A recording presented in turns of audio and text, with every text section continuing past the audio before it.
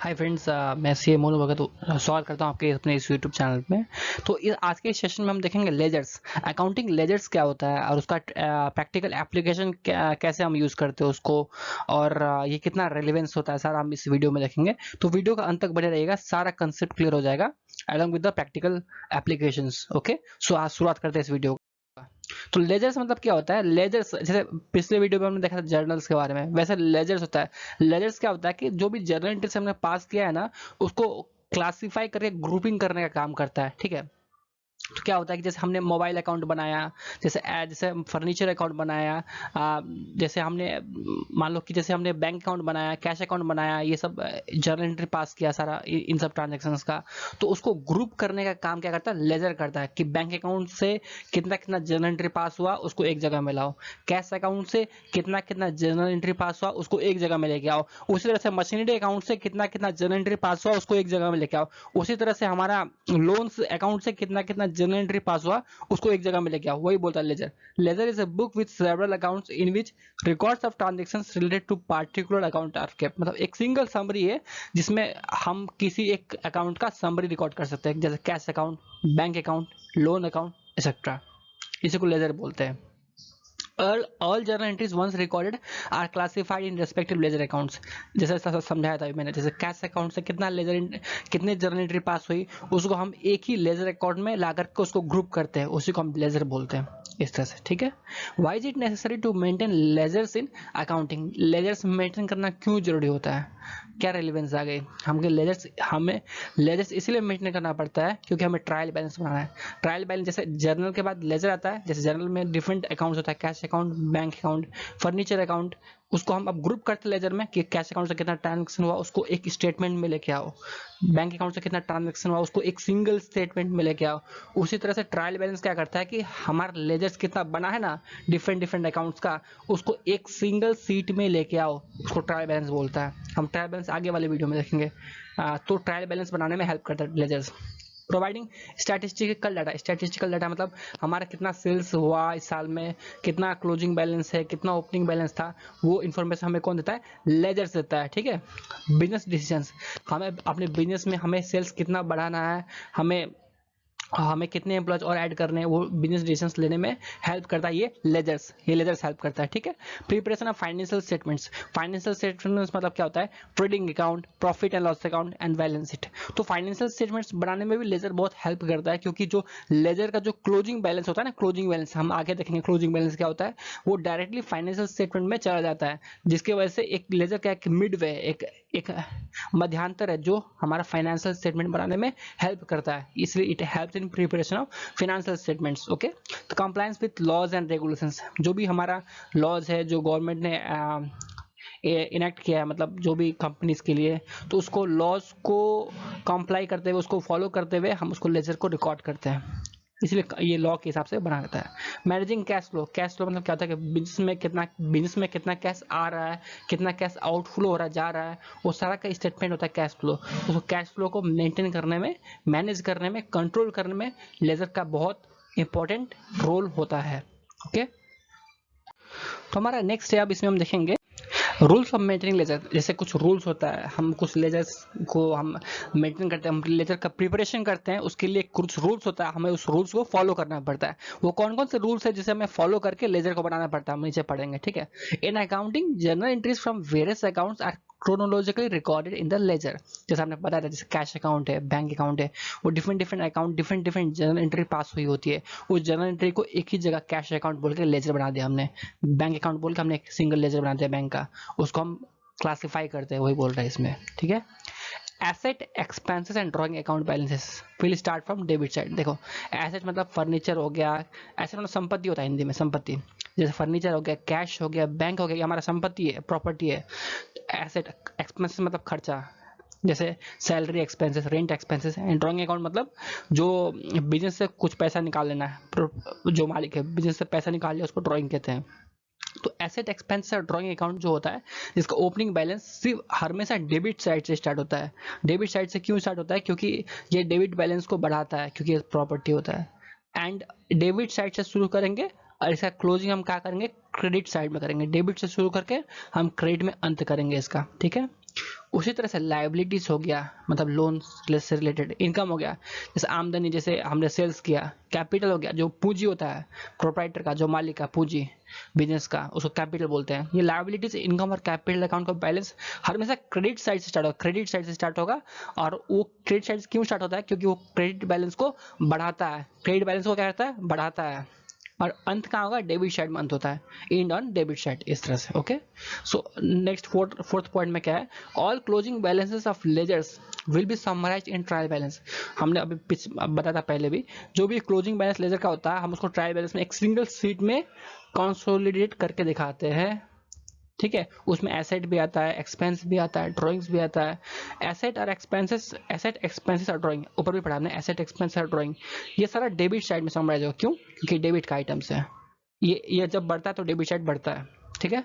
Liabilities, income और capital, ये credit का आइटम्स है, तो ये जब बढ़ता है तो क्रेडिट साइड बढ़ता है, इसलिए हम लाइबिलिटीज, इनकम और कैपिटल को क्रेडिट साइड में ही हम उसको समराइज करके ट्रायल बैलेंस में दिखाते हैं।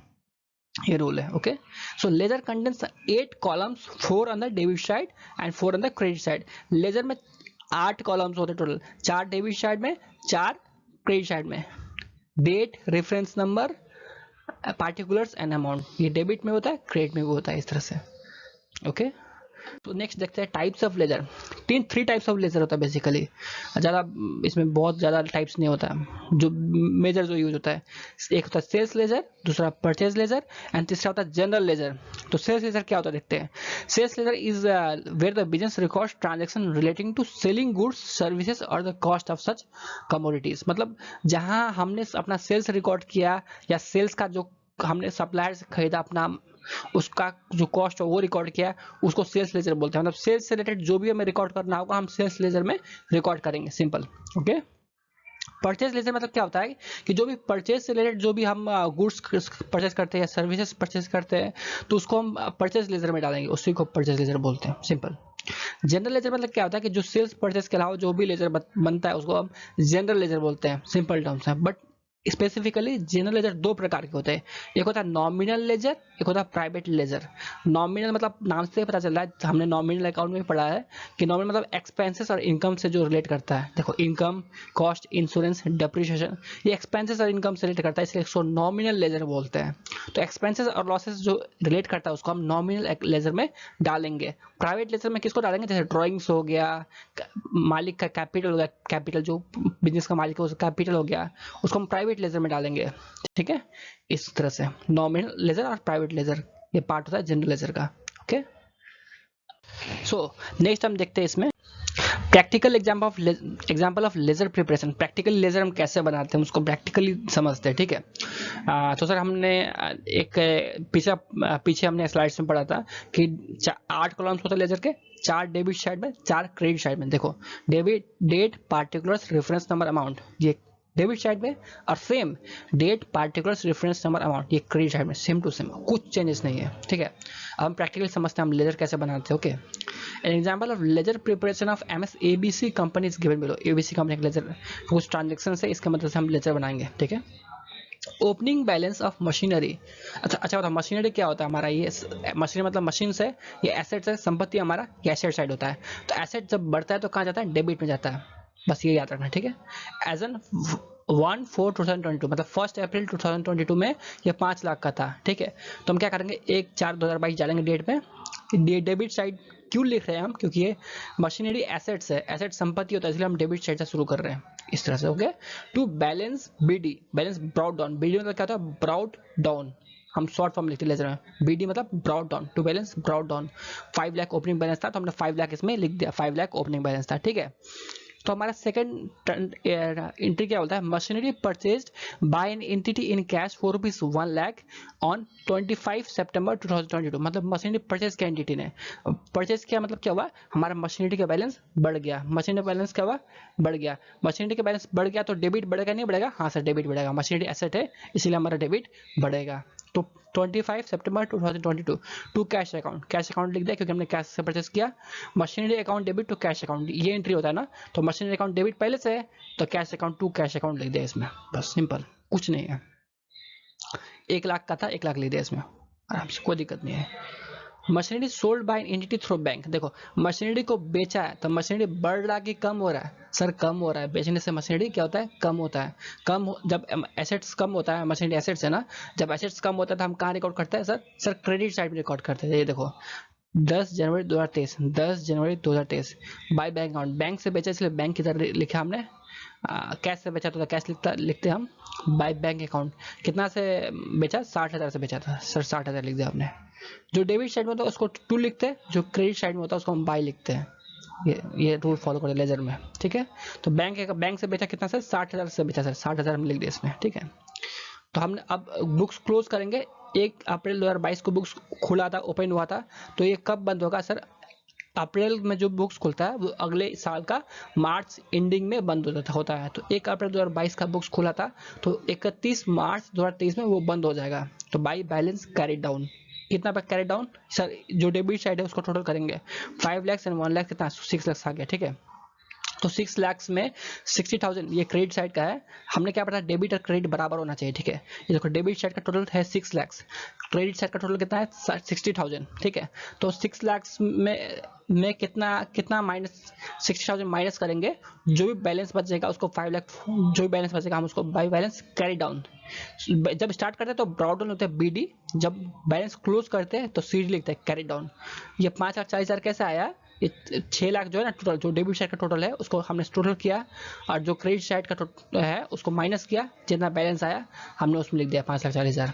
जो भी कम होगा ना, चाहे डेबिट कम हो चाहे क्रेडिट कम हो, जहां कम होगा हम उस बैलेंस अमाउंट को वहां लिखेंगे। अभी क्रेडिट कम था इसलिए हमने बैलेंस अमाउंट को यहाँ लिखा, और डेबिट कम होता तो हम बैलेंस अमाउंट को डेबिट साइड में लिखते हैं।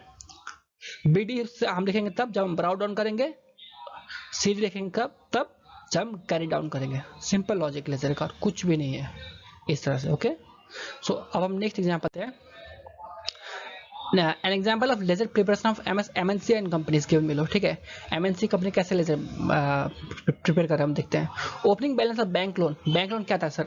लाइबिलिटीज होता है, तो बैंक लोन अकाउंट हमने बनाया है, ठीक है। ये देखो लाइबिलिटीज होता है, लाइबिलिटीज का बैलेंस क्रेडिट बैलेंस होता है कि डेबिट बैलेंस होता है? सर क्रेडिट बैलेंस होता है। लाइबिलिटी जब बढ़ता है तो क्रेडिट बैलेंस होता है, तो इसलिए हमने लिखा बाई बैलेंस BD। BD मतलब ब्रॉड डाउन। हमने सीखा है जो स्टार्ट होता है BD लिखेंगे। 1/4/2023 से स्टार्ट हुआ है सर, 1/4/23 आ गया इसमें। कितना सर बैलेंस था? Opening balance of bank loan 10 lakh. Sir देखो 10 लाख आ गया इसमें, बाई बैलेंस BD 10 लाख, ठीक है। राइट हैंड साइड में बाई बैलेंस BD 10 लाख, ठीक है, इस तरह से। अब टुक एडिशनल लोन ऑफ ₹6 लाख और 21 नवंबर 2023 थ्रू बैंक। आपने एडिशनल लोन ले लिया। देखो लोन का अमाउंट बढ़ रहा है ना, लोन अमाउंट बढ़ रहा है मतलब लायबिलिटी बढ़ रहा है। जब लायबिलिटी बढ़ रहा होता है तो हम क्या करते हैं? क्रेडिट साइड में रिकॉर्ड करते हैं। हमने आगे पढ़ रखा है, ठीक। पीछे हमने इसको डिटेल में पढ़ा था, इसलिए डेट हमने डाला 21 नवंबर 2023, ठीक है। 21 नवंबर 2023 डेट डालने के बाद में हमने ये लोन कैसे लिया? बैंक से लिया, इसलिए बाई बैंक अकाउंट हमने लिखा इसको, क्योंकि बैंक से पैसा आ रहा है। और कितना अमाउंट आ रहा है सर? 6 लाख आ रहा है, हमने 6 लाख से इसको लिख दिया इसमें। सिंपल है, कुछ टफ नहीं है। जो बैंक से पैसा है इसलिए 6 लाख दिए इसमें। ये क्रेडिट में इसलिए लिखा क्योंकि ये लोन है, ये लाइबिलिटी है, लाइबिलिटी क्रेडिट में लिखने से बढ़ता है, ठीक है। ये लोन हमने लिया तो लोन हमारा बढ़ रहा है, इसलिए हमने इसको क्रेडिट में लिखा। इस लॉजिकली जाएंगे, बहुत आसान है ये, ठीक है। अब थर्ड में क्या आ रहा है? Repaid loan through bank on 19 March 2024 for ₹2,50,000। हमने लोन को रीपेमेंट किया है, लोन का रीपेमेंट किया है ना हमने। लोन का रीपेमेंट मतलब हमने लोन का अमाउंट चुकाया है बैंक को, ठीक है। लोन का अमाउंट हमने चुकाया तो लोन हमारा कम हुआ कि ज्यादा हुआ? सर कम हुआ, क्योंकि हम लोन का पेमेंट कर रहे हैं, रीपेमेंट कर रहे हैं। मतलब पहले लोन लिया था, अब उसका हम रीपेमेंट कर रहे हैं, मतलब लोन क्या हो रहा है? कम हो रहा है। लोन कम हो रहा है तो कहाँ दिखाएंगे? डेबिट साइड में। जब लोन बढ़ रहा होता है तो कहाँ दिखाएंगे? क्रेडिट साइड में, क्योंकि वो लाइबिलिटी है। अब लोन घट रहा है तो मतलब लाइबिलिटी घट रहा है, लाइबिलिटी घट रहा है तो कहाँ दिखाएंगे? सर डेबिट साइड में दिखाएंगे, ठीक है। तो 19 मार्च 2024 डाल दिया इसमें डेट। कैसे? बैंक से रीपेमेंट किया, इसलिए टू बैंक अकाउंट लिखा। कितना अमाउंट है? 2,50,000। हमने क्या लिखा? 2,50,000। क्लियर है? आराम से देखो सर, ये 1 अप्रैल 2023 का ओपनिंग था, अब क्लोजिंग 31 मार्च 2024 का होना चाहिए, ठीक है। और तो देखो ये क्रेडिट साइड का टोटल कितना है? 10 लाख और 6 लाख कितना होता है सर? 16 लाख होता है, 16 लाख, ठीक है। डेबिट साइड में देखो, डेबिट साइड का टोटल कितना है सर? 2,50,000। 2,50,000 टोटल है, ठीक है, डेबिट साइड का। तो हम 16 लाख को 2,50,000 से माइनस करेंगे तो कितना बचेगा सर? 13,50,000 बचेगा। तो 13,50,000 टू बैलेंस सीडी में आ जाएगा। शुरुआत करेंगे बीडी से, आएगा वो सीडी में, टू बैलेंस सीडी आ जाएगा। जहां बैलेंस कम होता है, यहाँ अभी डेबिट में कम हुआ इसलिए हम डेबिट में लाया। पिछला ट्रांजेक्शन में क्या था, क्रेडिट में बैलेंस कम था तो इसलिए हमने क्रेडिट में बैलेंस सीडी लेके आया था। इस तरह से अभी बैलेंस डेबिट में कम है इसलिए टू बैलेंस सीडी मतलब कैरिड डाउन। तो 13,50,000 जो बैलेंसिंग फिगर है हम उसको यहाँ लिख देंगे, ठीक है। तो 16 लाख और 16 लाख डेबिट और क्रेडिट बराबर हो गया। हमें ये चेक करना है कि डेबिट और क्रेडिट लेजर का बराबर होना चाहिए। बस हमने ये चेक कर लिया मतलब हमारा लेजर सही है। इस तरह से लेजर बन गया। आई होप ये कंसेप्ट क्लियर हो गया होगा। मैं इस डॉक्यूमेंट का लिंक डिस्क्रिप्शन में डाल दूंगा, वहाँ से आप डाउनलोड करके देख भी सकते हैं।